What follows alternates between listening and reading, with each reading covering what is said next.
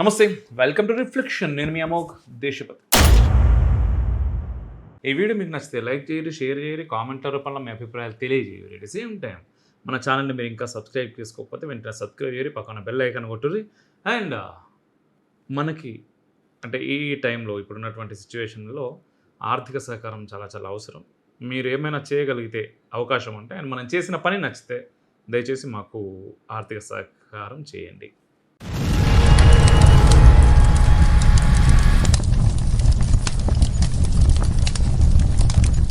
మోదీ యూఏఈకి పోయిండు, Norway, Sweden, Netherlands, Italy కూడా పోయిండు.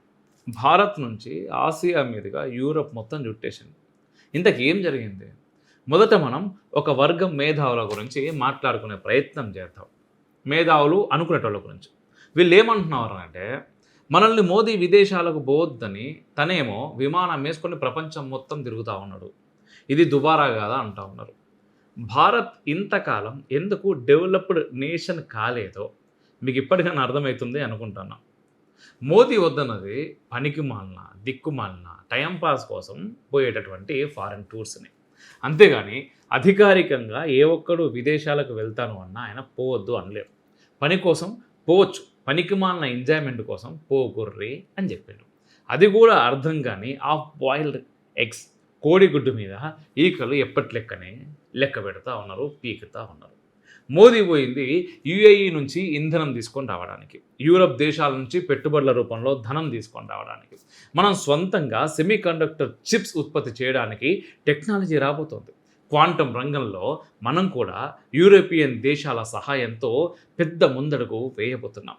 పెట్రోల్ మొదలు క్వాంటం వరకు మోడర్న్ భారత్ తాలూకు అనేక ఆశలు, ఆశయాలు నెరవేర్చడానికి మోదీ విమానం ఎక్కి బయలుదేరాడు.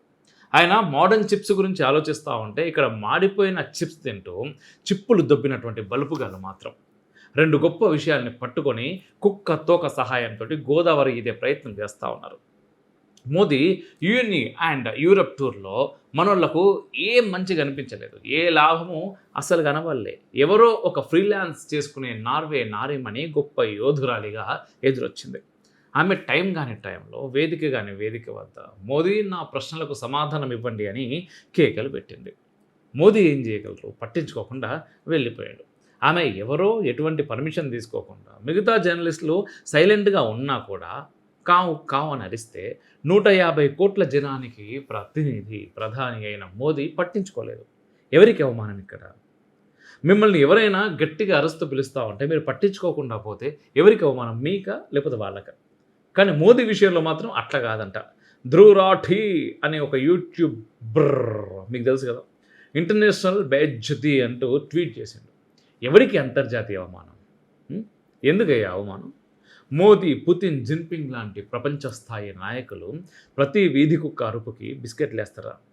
తమ కారులో తాము తోక వంకర కుక్కల్ని పట్టించుకోకుండా వెళ్ళిపోతూ ఉంటారు. మోదీ కూడా అదే చేశాడు. ఇంకేముంది? మోదీ ప్రపంచ వేదికపై దేశ పరువు దేశంలోని ఒక ఆయన ఎక్స్లో బయలుదేరాడు. వీళ్ళు దొరికితే చాలు ఇంటర్నేషనల్ ట్రిప్పులకి ఎస్కేప్ అయ్యే ఆ పెద్ద మనిషే ఎక్స్ కామెంట్ చేసిన రాహుల్ గాంధీ. ఎప్పుడు ఏ దేశంలో ఎందుకు ఉంటాడో కూడా తెలువని మన శుద్ధులు చెప్పేటటువంటి రాహుల్ గాంధీ మన నార్వే దేశపు సాంప్రదాయాన్ని సుప్పిని కేకలు పెడితే మోదీ స్పందించలేదు, ఎంత అవమానం అంటా ఉన్నాడు శుద్ధ పూసగారు. వెంటనే నార్వే నంగనాంచి కూడా యాక్టివేట్ అయిపోయింది. సార్ మీ ఇంటర్వ్యూ కావాలి, ఫోన్ ఇంటర్వ్యూ ఇస్తారా సార్ అంటూ నార్వే జర్నలిస్ట్ నానా బిజినెస్ ట్రిక్స్ ప్లే చేస్తూ ఉన్నది. అసలు మోదీని ఆమె ఎందుకు టార్గెట్ చేసింది? భారత్లో మానవ హక్కులు లేవు అంట, ప్రెస్ ఫ్రీడమ్ మంట గెలుస్తున్నదంట. అసలు ఈ లిస్టులు తయారు చేసేది ఎవడబా? వాళ్ళే కదా. భారత్ కంటే పాక్లో, బంగ్లాదేశ్లో జనం హ్యాపీగా ఉన్నారని పదే పదే జాబితాలు విడుదల చేస్తూ ఉంటారు కదా. అదిగో వాళ్ళే ప్రెస్ ఫ్రీడమ్ గురించి కూడా బూతులు మాట్లాడుతూ ఉంటారు.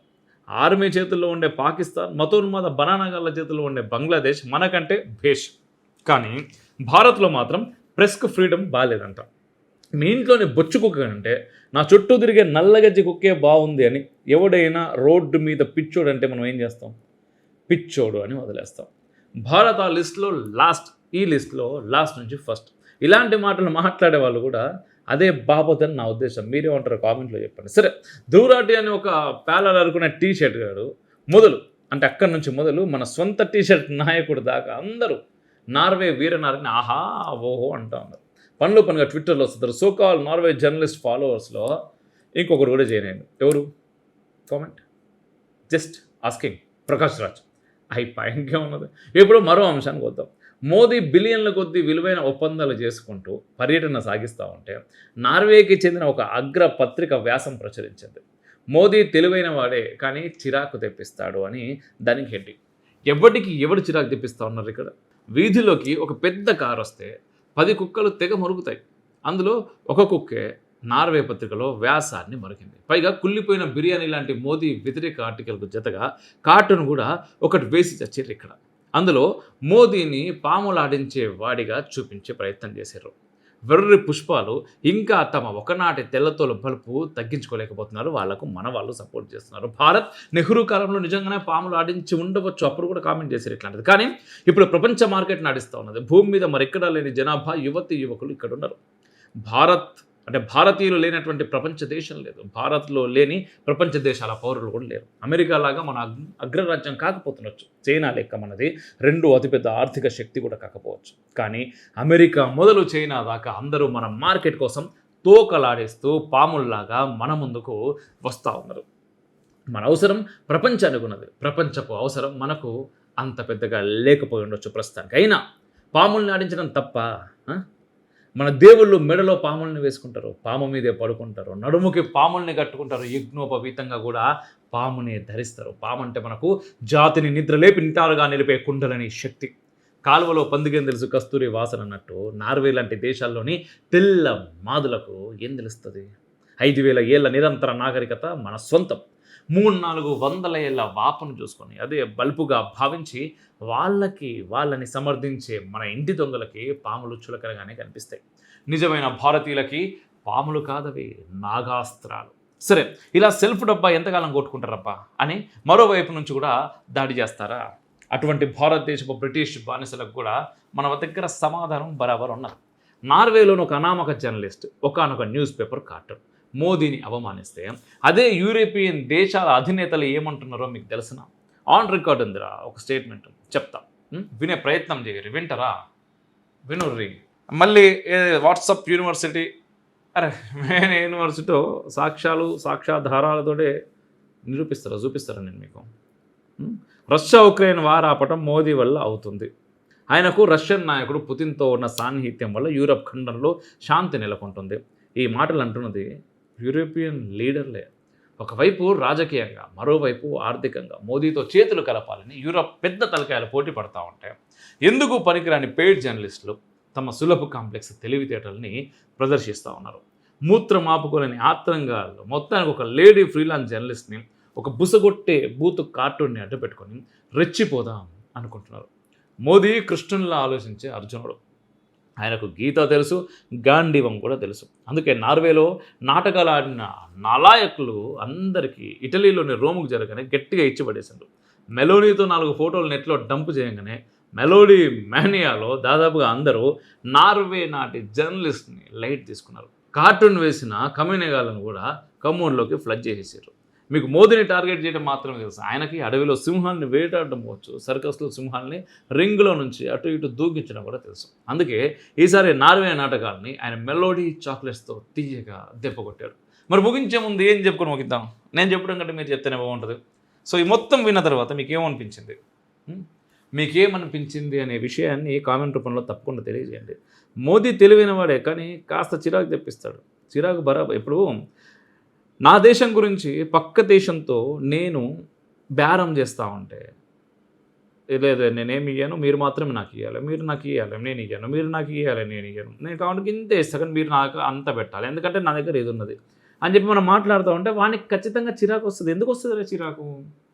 అరే వీడి ఇయర్గా ఎంతసేపు తీసుకునే పోతుంటాడు మన దగ్గర నుంచి.